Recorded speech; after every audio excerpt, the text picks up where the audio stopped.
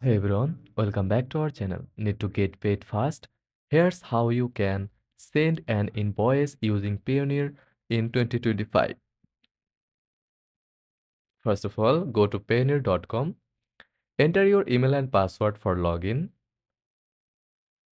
Once logged in, go to the Get Paid section and select Request a Payment.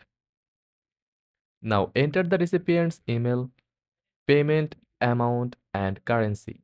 Be sure to include a description of the service or product. You can attach a professional invoice for added clarity. Simply upload a PDF file. Double check the details, hit send, and that's it. Your client will receive a payment request via email.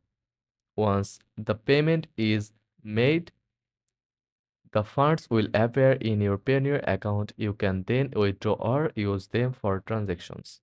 And that's it. If this guide was helpful, don't forget to like and subscribe for more quick tutorials. Thanks for watching.